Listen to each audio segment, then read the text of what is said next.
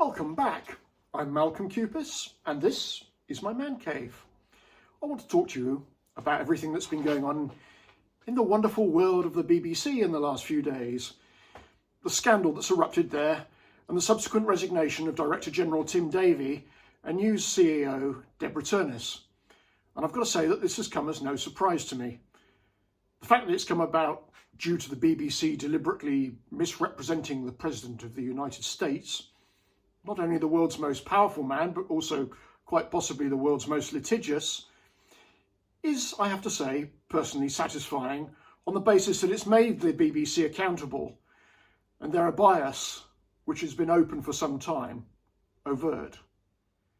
But it's also bittersweet for legions of people like me who've been deliberately misrepresented by the BBC and whose lives have been directly affected as a result. My life was turned upside down when the BBC chose to execute a hatchet job on me when I was a parliamentary candidate for Reform a few weeks before the general election last year. I was one of several Reform candidates who suddenly found that they were subjected to intense scrutiny by our public service broadcaster that was clearly determined to drag up anything that it could that could possibly be used as confirmation bias of their entrenched political attitude. In my case, this took the form of a story about a historical tweet that I'd made several years previously, which they chose to carefully craft a story from in an obvious attempt to smear me. The tweet was made 3 years before Reform existed. A family member had contacted me at that time because she was upset after coming home and finding her 12-year-old daughter in front of a laptop, rapping along to a YouTube video with lyrics that can only be described as disgusting and pornographic, and copying as well the truly nauseating movements of the people who were performing it. I went on Twitter at the time and, in my typical industrial language perhaps, commented on the performers and stated that such disgusting stuff should not be freely available to impressionable children on social media. I also made the point that, and this is something I believe very strongly, failing to confront this stuff helps to perpetuate it. If you don't stand up and condemn it, then you become part of the problem, because the people who produce it rely on people not condemning it in order for it not to be challenged and for them to be able to continue to post it. Failure to condemn it makes you part of the problem. When I became a candidate for Reform, I reviewed my social media and chose not to do the simple thing and delete that post. Why?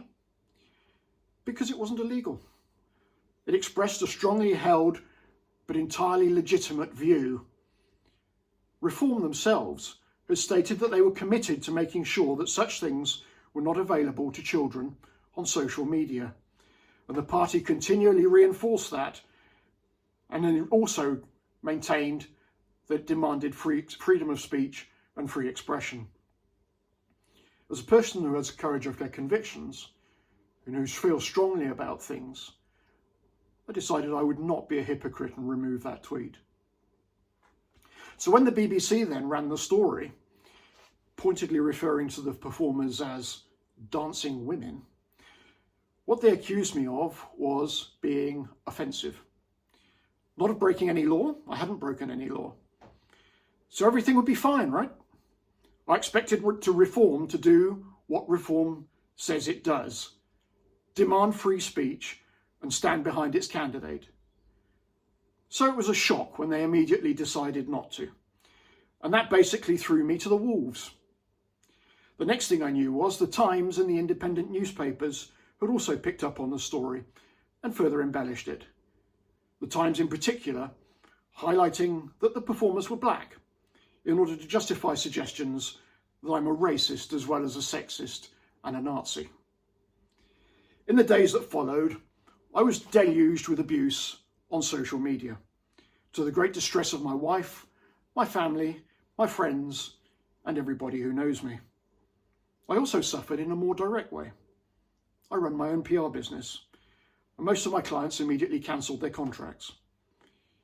I was then warned by Gawain Towler, the head of PR communications for Reform at the time, that Reform were considering chucking me out a month before the general election. In the event, they chose not to do that, but my polling went down about 15% in the last month of the election. I believe that what took place directly influenced the democratic process. After the election, having performed well, Reform made my constituency one of the national pilots for creating a branch and made me the chairman. But I was warned that I was still operating under an amber warning. I built the association rapidly. I appointed a great team of officers and we worked well together, staging events, raising funds, greatly increasing membership, and then, ahead of the local elections last May, I was suddenly told that I'd failed vetting and couldn't stand as a candidate. Despite the fact that if I did not stand, I wouldn't be reselected as a parliamentary candidate, which was something that was reinforced to me by a senior official. No reason was given to me for failing vetting, and I was told I was not entitled to be told. Several of the candidates I'd found also failed, and similarly were told that they were entitled to no explanation whatsoever. One of those had the highest possible level of security clearance from GCHQ, and another one is the owner of 2 manufacturing businesses who's donated money to the Reform and who'd never had any kind of legal problems or social media presence at any time in his life. It was inexplicable.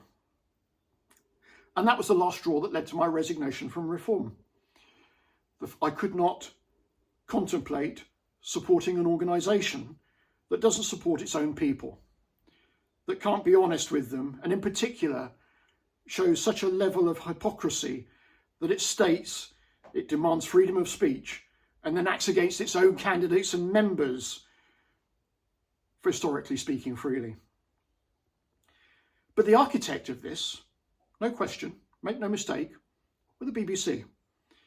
It was their decision to desperately look for any opportunity to smear and discredit people simply because they had a different political perspective. I'm not a politician. I'm a normal man. I went to a comprehensive school. I don't speak like a politician. Everywhere you go, people say they are sick of politicians. They are sick of Westminster. They are sick of people who are overly polished careerists, who use the same limited vocabulary, lots of words to say absolutely nothing at all, to cover themselves all the time. People say they want candidates, MPs, councillors who are normal people, who use normal words, who speak in a normal way. We have to decide what we want in politics because we can't have it both ways. You can't have normal people prostrating themselves, putting themselves in front of the media, taking all of that risk because they feel passionately that they want to make a difference, but who speak in unaligned language. They use their own words. They don't speak in parliamentary drivel in order to say nothing at all and cover their own backsides from criticism in the media. The effect of all of this has been pronounced. The headlines remain at the top of Google. We're past the elections, they're long in the mirror. I no longer belong to Reform. I try to re-establish my business. But if you put my name into Google, the first thing that you find still to this day is that BBC story and those headlines from the Times and the Independent. I get no comeback. I don't get an opportunity to correct what was put, to provide the context that they deliberately left out, or to give the truth about the lies that they chose to tell. And make no mistake, there were lies. So it's damaged me personally for the future. It's damaged my business, it's damaged my livelihood, it's upset my wife and my family and my friends. And all of that because I put myself out there in order to do what I felt was the most important thing I would ever do and try to save this country from what it faced. And Reform showed what Reform really is in failing to support one of their better candidates who was prepared to do that under their banner. There's a good thing that has come from all of this, and that good thing has been that after leaving Reform, I looked for something better and very rapidly found it in the shape of Advance. And Advance is an organisation which is not run like Reform. It's a bottom-up organisation. It's established to be fully democratic. It truly believes in freedom of expression. It wouldn't behave in the way that Reform has behaved. And increasingly, there are many, many people who've been previously good reformers, who've been treated in similar ways to me, who've left Reform and are now in ever greater numbers making their way to Advance. Ultimately, I didn't have a few million quid in the bank to pursue a libel claim against the BBC, The Independent and The Times. I made a complaint to Ofcom, and Ofcom proved to be completely useless.